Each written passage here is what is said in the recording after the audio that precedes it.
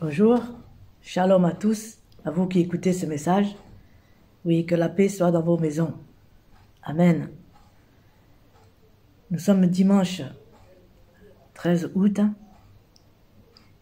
et ce matin j'ai reçu un message de la part du Seigneur. C'est à vous d'analyser et d'examiner. Amen. J'ai ouvert la parole ce matin dans le livre d'Amos, chapitre 4, à partir du verset 12. Voici ce qui nous dit le Seigneur. Prépare-toi à la rencontre de ton Dieu. Sommes-nous prêts à être à sa rencontre? Sommes-nous prêts? Le Seigneur, il nous le dit, de nous préparer, de veiller et prier afin que nous ne tombions pas dans la tentation. As-tu un cœur pur? Es-tu sanctifié? Es-tu né de nouveau? Es-tu rempli du Saint-Esprit de notre Seigneur Jésus-Christ? As-tu été affranchi? As-tu été circoncis de cœur? Car la circoncision qui est valable et agréable aux yeux de notre Dieu Tout-Puissant, c'est la circoncision de notre cœur.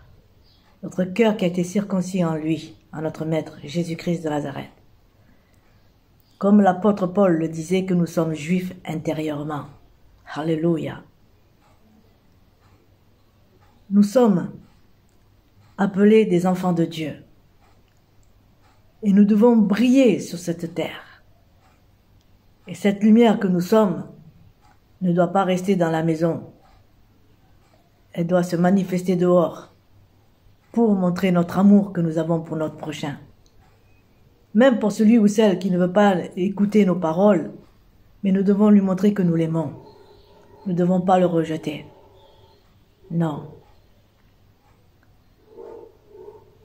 Aujourd'hui, nous sommes vraiment dans les derniers temps et la venue du Seigneur est proche.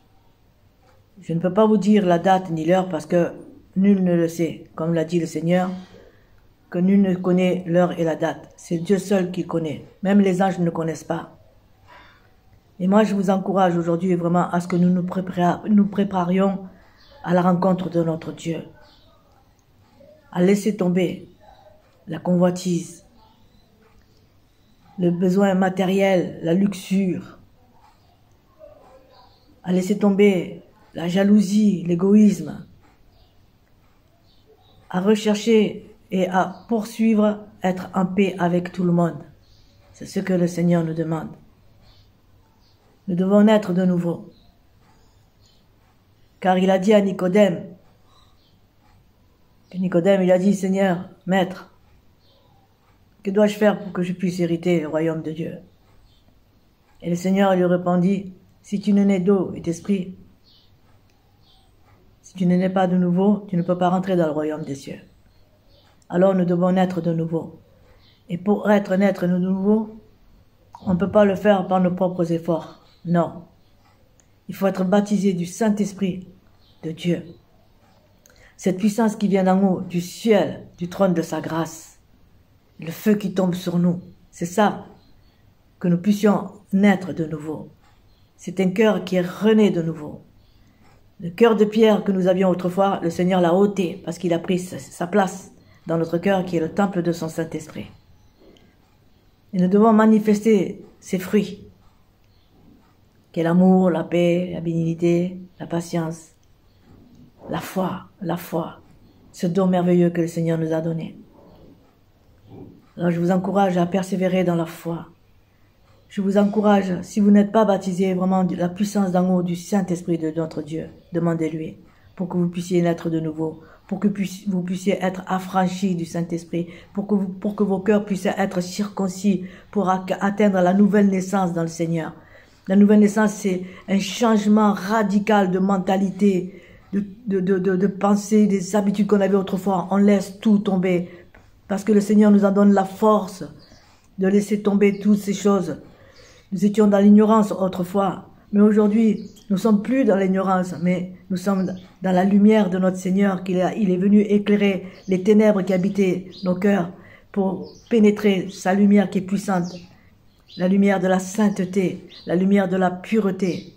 Alors marchons dans la sainteté, car notre Père Céleste, il est saint, et il nous dit, soyez saints car moi je suis saint. Alors marchons dans la sainteté, abandonnons toute la luxure, les convoitises des yeux, l'orgueil, l'égoïsme, abandonnons tout ça.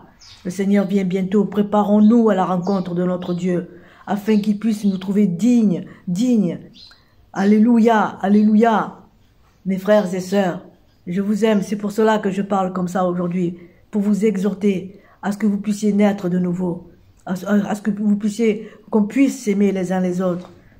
Comme ça, c'est comme cela que le Seigneur verra que nous sommes vraiment des disciples.